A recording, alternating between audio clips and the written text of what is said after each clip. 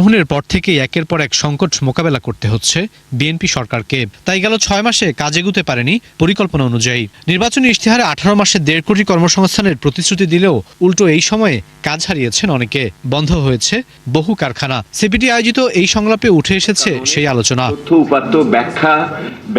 সংস্থাটির সম্মাননীয় ফেলো ডক্টর দেবপ্রিয় বলেন, গেল 6 মাসে কেবল সাভার, আশুলিয়া, নারায়ণগঞ্জ, নরসিংদীতে বন্ধ হয়েছে 95টি কারখানা। বেকার হয়েছেন 62,000 মানুষ। জানান, সংকট সমাধানে সরকারের সদিচ্ছা থাকলেও ঘাটতি রয়েছে সক্ষমতার। 95টি কারখানা বন্ধ হয়েছে। বিশেষ করে আমাদের এইটা হলো গাজীপুর, সাভার, আশুলিয়া, নারায়ণগঞ্জ, নরসিংদী এলাকাতে, এবং প্রায় 62,000 মানুষ কাজ হারিয়েছে বলে আমাদের হিসাব।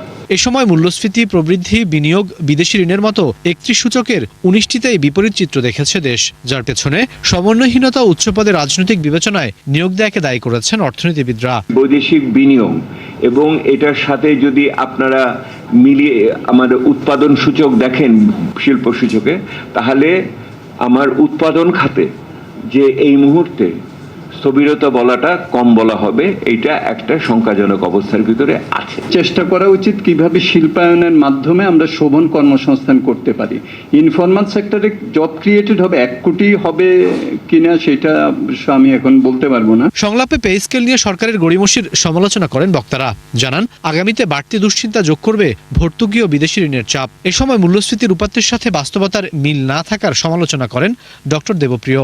মূল্যস্ফীতির ধারার সাথে ব্যক্তি জীবনের যে অভিজ্ঞতা, সেটা তো মিলছে না। আমরা সাধারণভাবে যেটা বলতে চাচ্ছি, পে স্কেলের ব্যাপারটা ওনারা মিস হ্যান্ডেল করেছে এখন পর্যন্ত। সামনের দিকে বিনিয়োগের জন্য এই জন্য আমরা খুব দ্রুত এটার একটা বড় ইতিবাচক পরিবর্তন হবে, এইটা আমাদের মনে হচ্ছে না আপাতত।